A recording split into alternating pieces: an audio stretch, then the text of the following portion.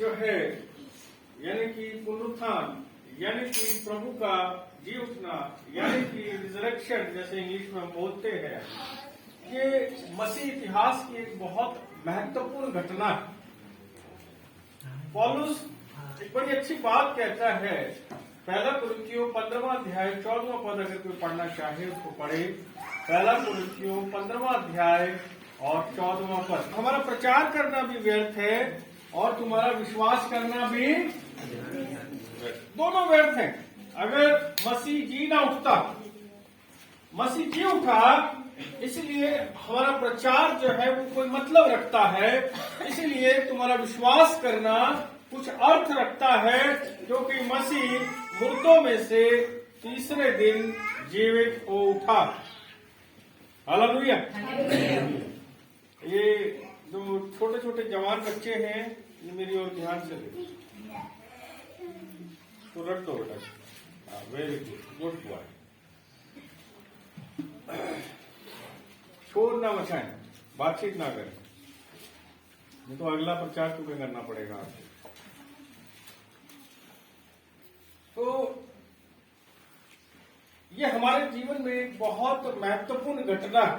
आपको मालूम होगा, अगर आपको याद है, यूहन्ना की पुस्तक 11वें अध्याय में यीशु मसीह का मित्र लाजर और उसकी जो दो बहनें थी, एक समस्या में आ जाते हैं।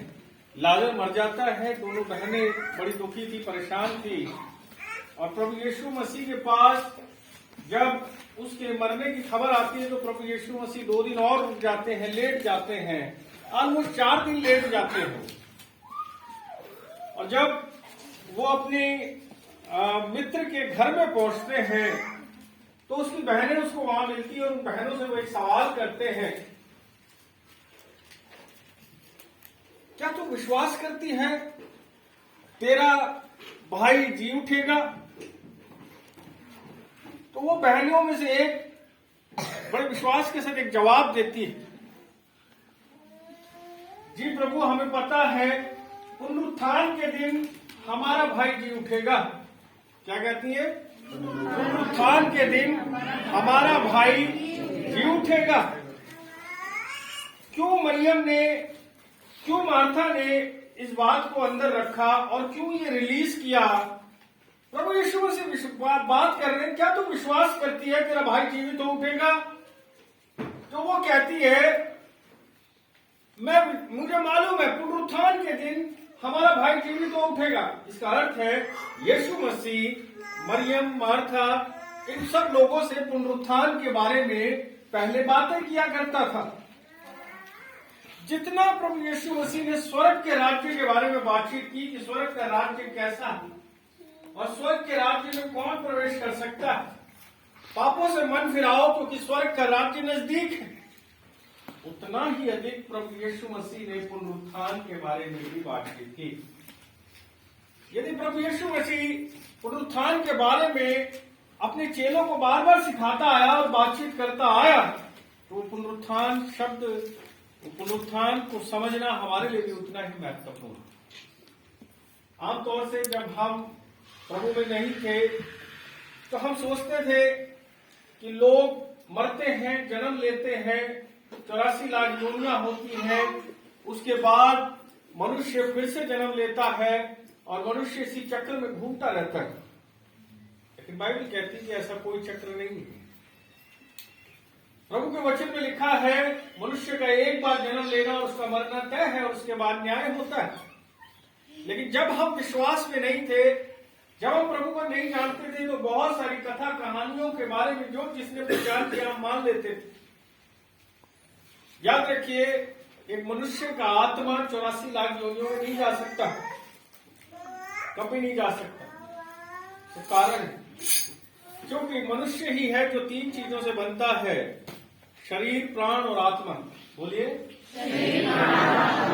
बाकी जानवर, पेड़ पौधे, पक्षी, जितनी भी चीजें हैं उनमें 2 ही चीजें हैं, शरीर और प्राण। क्या है? शरीर और प्राण। प्राण के 3 भाग हैं, मन, इच्छा शक्ति और विवेक। क्या है? ये प्राण के 3 भाग हैं, मन, इच्छा शक्ति और विवेक। इन्हीं के द्वारा मन, इच्छा शक्ति, विवेक के द्वारा जानवर आपको भावनाएं दिखाते हैं या पक्षी अपने बातों को एहसास दिलाने की कोशिश करते हैं, परंतु उसमें आत्मा नहीं है। मन, इच्छा शक्ति और विवेक के द्वारा ही हम लोग भी अपनी भावनाएं दिखाते हैं, हम कार्य करते हैं, लेकिन मनुष्य ही है जिसमें एक और एलिमेंट है, वो आत्मा। जब पक्षी में, जानवरों में, पेड़ पौधों में आत्मा नहीं, तो आपका आत्मा मरने के बाद कैसे पक्षी बन गया, कैसे जानवर बन गया, कैसे पेड़ पौधा बन गया? बन ही नहीं सकता। वो केवल एक बार जन्म लेता है। मनुष्य का आत्मा एक ही बार जन्म लेता है। परमेश्वर एक ही बार मनुष्य शरीर बनाता है, उसमें आत्मा डालता है, उसमें प्राण डालता है, और जब वो मनुष्य मर जाता है तो उसका न्याय जो है वो होने के लिए वो आगे चला जाता है। इब्रानियों की पुस्तक 9 अध्याय 27वां पद पढ़िए।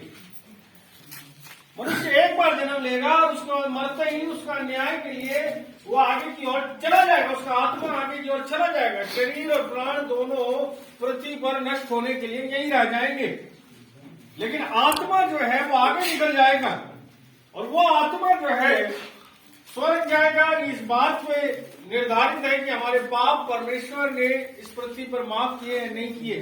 पापों की क्षमा केवल यीशु मसीह में है, और उसके बलिदान पर विश्वास करने के द्वारा हमारे पापों की क्षमा होती है। उसके अलावा कहीं पर भी हमारे पापों की क्षमा नहीं हो सकती। यदि हमारे पाप क्षमा नहीं हुए तो परमेश्वर का वचन बड़ी स्पष्ट रीति से एक बात बताता है कि हम नाश होने के लिए सदा के लिए आगे बढ़ जाएंगे। प्रभु का वचन कहता है वो नहीं चाहता कि कोई मनुष्य नाश हो। परमेश्वर के वचन में लिखा है परमेश्वर चाहता है हर रूह बच जाए। बोलो हर, परमेश्वर चाहता है हर रूह बच जाए। परमेश्वर चाहता है हर रूह बच जाए।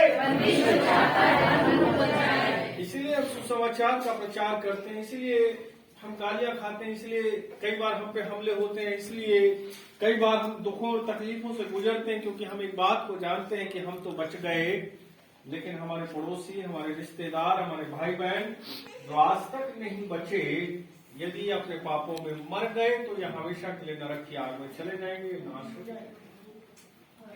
प्रभु का वो बोझ, वो प्रेम हमें विवश करता है कि हम सुसमाचार को सुनाएं, पुनरुत्थान के बारे में हम बताएं कि परमेश्वर में तुम्हारे पापों की क्षमा है। वो प्रेम हमें विवश करता है। हमने पापों की क्षमा पा ली।